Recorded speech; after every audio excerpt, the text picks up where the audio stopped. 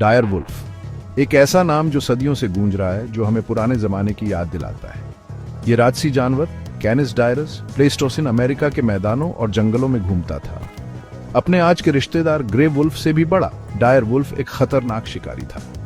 हजारों साल पहले ये धरती से गायब हो गए, बस अपने कंकाल और अपने वजूद के कुछ निशान छोड़कर। ये जीवाश्म जो ला ब्रेट आर्पिट्स जैसी जगहों पर मिले हैं, उनकी दुनिया की एक साफ तस्वीर पेश करते हैं।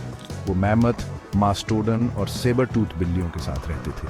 अपने मजबूत जबड़ों और झुंड में रहने की आदत के साथ डायर वुल्फ इस पुराने पारिस्थितिकी तंत्र में एक अहम भूमिका निभाता था। उनका विलुप्त होना कई दूसरे बड़े जानवरों के साथ एक युग के अंत का प्रतीक था।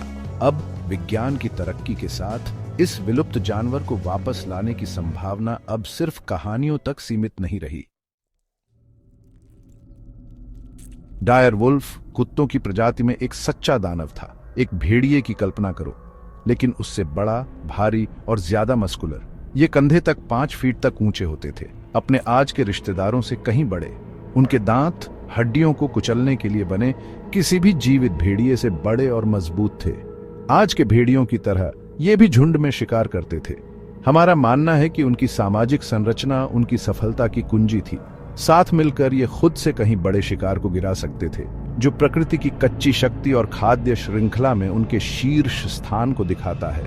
उनका विलुप्त होना, जो कई सालों से एक रहस्य है, जलवायु परिवर्तन और उनके मुख्य भोजन के स्रोतों के गायब होने से जुड़ा हो सकता है।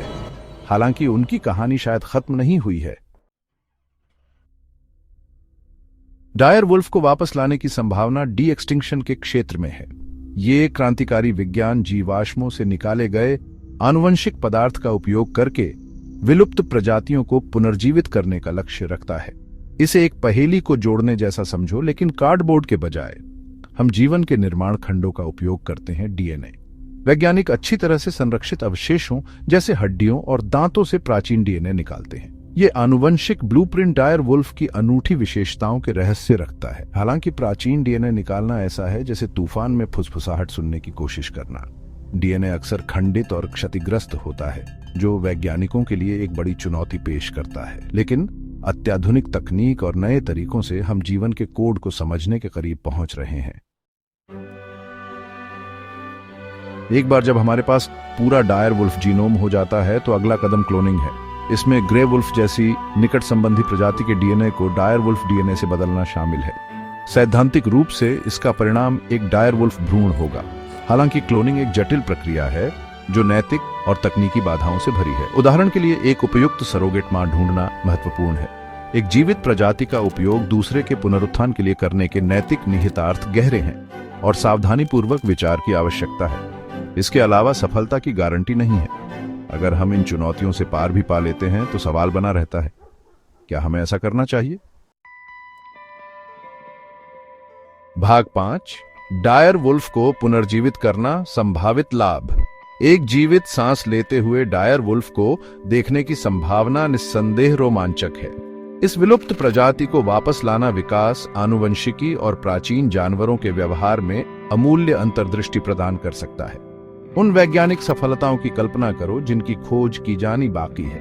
इसके अलावा डी एक्सटिंक्शन संरक्षण के लिए एक शक्तिशाली उपकरण हो सकता है।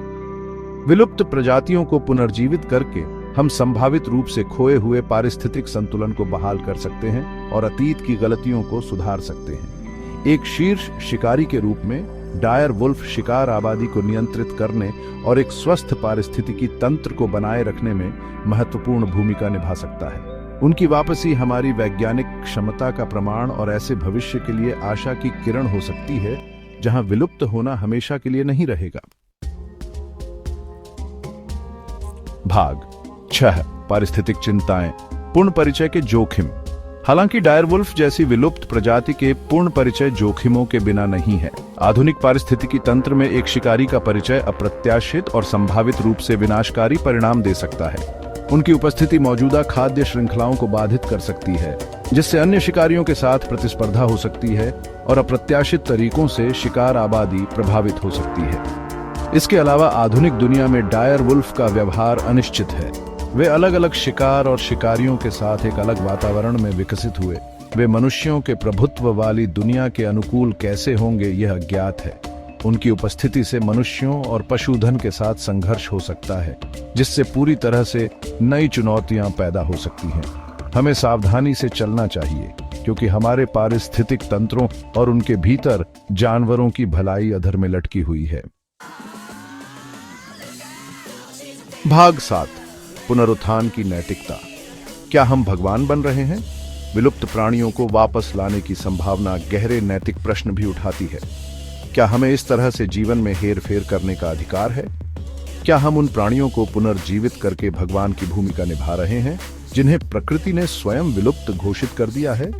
कुछ लोगों का तर्क है कि डी एक्सटिंक्शन अभिमान का कार्य है, प्राकृतिक व्यवस्था के साथ एक खतरनाक छेड़छाड़।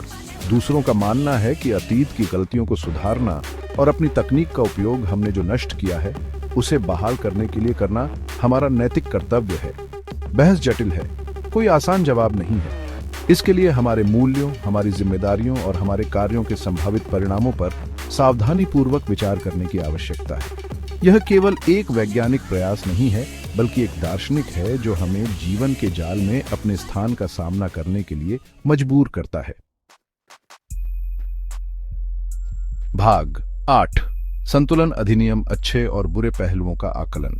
डायर वुल्फ का पुनरुत्थान हमें एक दुविधा के सामने खड़ा करता है। एक ओर वैज्ञानिक प्रगति और संभावित पारिस्थितिक लाभ आकर्षक हैं, दूसरी ओर नैतिक विचारों और पारिस्थितिक जोखिमों को नजरअंदाज नहीं किया जा सकता है।